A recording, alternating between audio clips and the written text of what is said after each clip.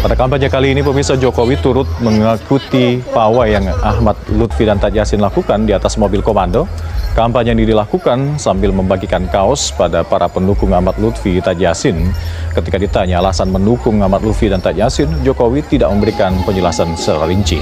Jokowi hanya mengaku diundang dan menegaskan pentingnya seorang pemimpin baik di tingkat pusat maupun daerah yang memiliki visi yang jelas. Usai pawai ini, Jokowi turut merespon dukungan Presiden Prabowo ke Ahmad Lutfi Taj Yassin yang menurutnya sudah sesuai dengan koridor undang-undang yang ada.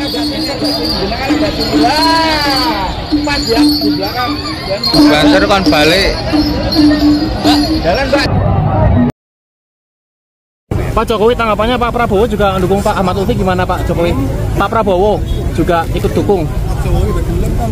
Ya, pasal 299 Undang-Undang Nomor 7 tahun 2017.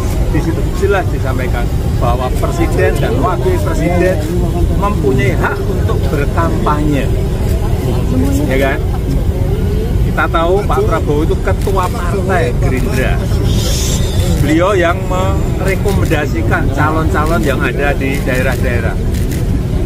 Jadi kalau beliau berkampanye, saya kira sah-sah saja, tetapi ada aturan mainnya. Itu aja. Rencana turun gunungnya Presiden Jokowi di berbagai titik pemenangan pilkada, buat kami ini adalah satu bentuk ekspresi kepanikan. Kenapa demikian? Karena di Jawa Tengah misalnya, hari ini berbagai survei menunjukkan bahwa pasangan Andika Hendy sudah unggul dibandingkan dengan pasangan Komjen Polisi Purnawirawan Ahmad Lutfi dan Gus Taj Yassin. Sehingga tentu saja mungkin menjadi suatu hal yang wajar kalau dianggap kemudian perlu ada daya ungkit. Jadi ini ekspresi kepanikan pasca membaca survei. Sama dengan di Jakarta, kita tahu bahwa di berbagai survei yang kredibel, yang sesuai dengan kaidah metodologi ilmiah, itu pasangan Mas Pram dan Bang Rano Karno itu jauh mengungguli pasangan RK Suswono. Sehingga tentu saja mungkin diperlukan cara-cara atau daya ungkit lain untuk bisa menandingi survei tersebut. Buat kami sebetulnya yang penting itu adalah bukan minta restu kepada penguasa, tapi di PDI Perjuangan ini diajarkan untuk meminta restu kepada Tuhan, lalu meminta dukungan dan restu kepada masyarakat yang akan dipimpin, para tokoh agama, alim ulama, para tokoh masyarakat, tokoh anak-anak muda untuk diajak bekerja bersama, terlibat dalam kampanye yang positif. Itu yang paling penting. Selang satu hari Pak Prabowo berangkat ke Cina, itu Jokowi datang dari Solo ke Jakarta. Waduh, ini mau ngapain nih? Jangan, ya pasti ketemu Gibran dong. Ya ngebantu. Bantuin Gibran, bantuin Prabowo, atau sebaliknya? Bantuin Gibran. Nah, di sini cerdik ya. Kalau kita lihat cerdiknya, kenapa misalnya tidak ditunjuk Wapres jadi pelaksana tugas Presiden? Iya.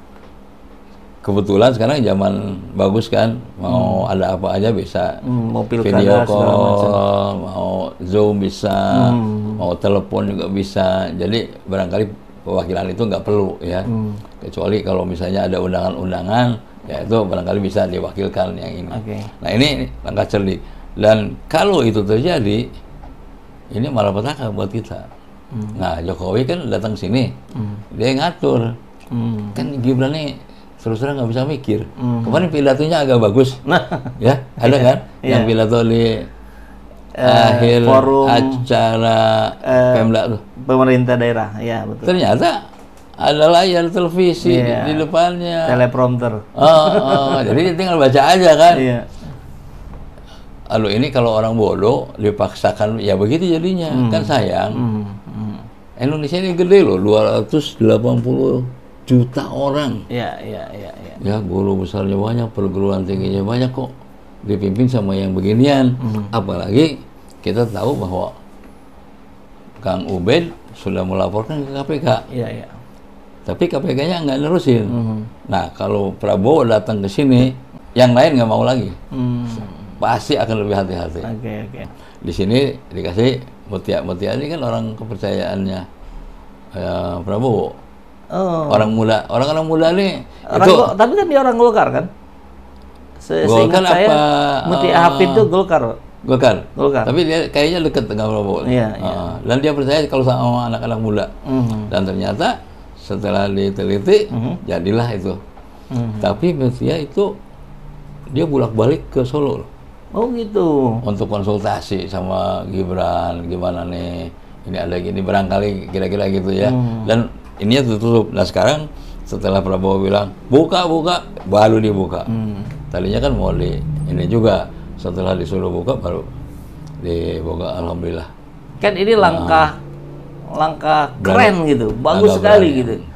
Hanya kemudian menimbulkan pertanyaan apakah ini akan sampai ke level atasnya atau tidak, karena kita tahu misalkan Adi Kismanto orang yang pertama kali scrolling data kemudian dia serahkan ke pegawai Komdigi dan dia sendiri bukan orang Komdigi.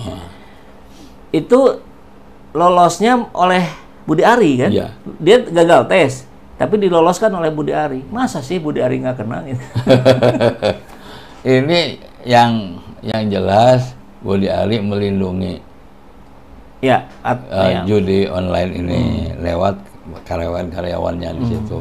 Nah karyawannya ini seharusnya Budi Ari hukumannya lebih gede daripada yang ini. Kalau yang misalnya Adi Kismanto dihukum 10 tahun. Iya. Dia paling nggak 20 tahun. Tapi kan kalau gitu dia menjadi murid yang tidak tahu diri dong. Kan tadi Prabowo ini murid Jokowi, Pak. Makanya dia bolak-balik ke Solo. Minta izin. Minta izin. Soalnya ini udah kebangetan nih, nggak bisa ditolong lagi, kira-kira gitulah. Ya.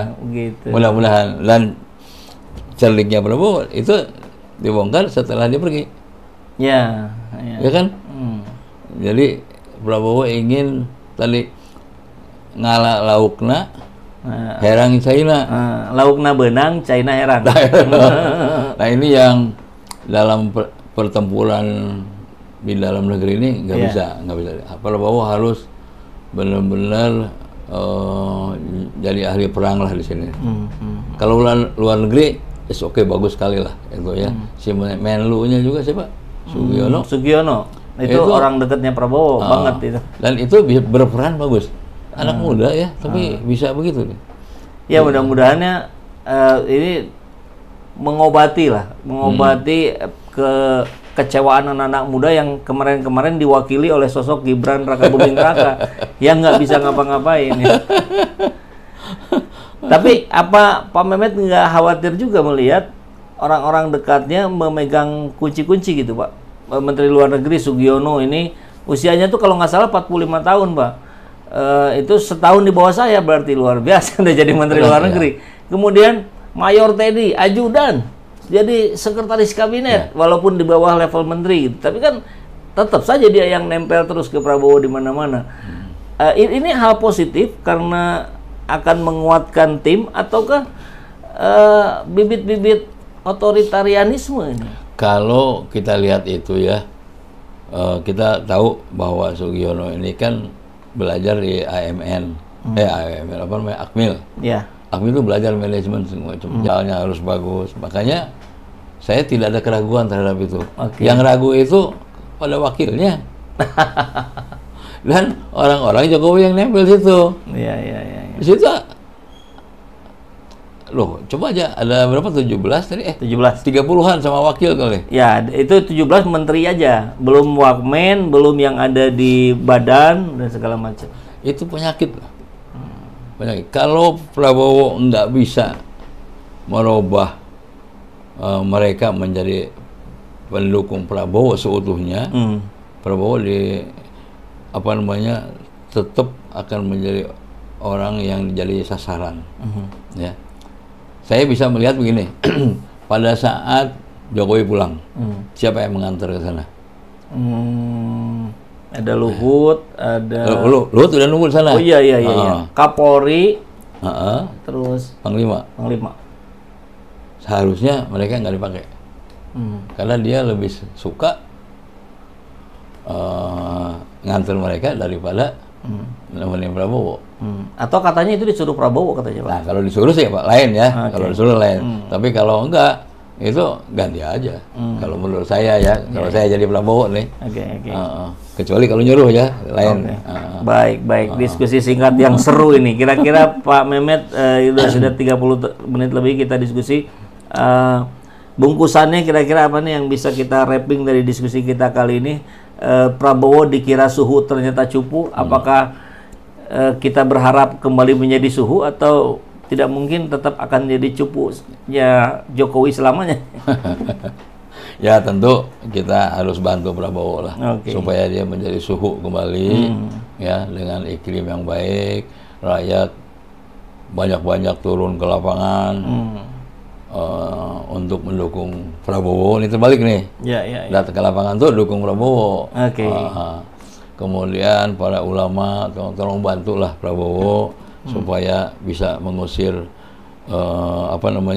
energi negatif di sekitar dia, supaya dia bisa betul-betul melangkah dengan baik, ya. Terus Prabowo harus berani mengeluarkan orang-orang yang bawaannya Jokowi.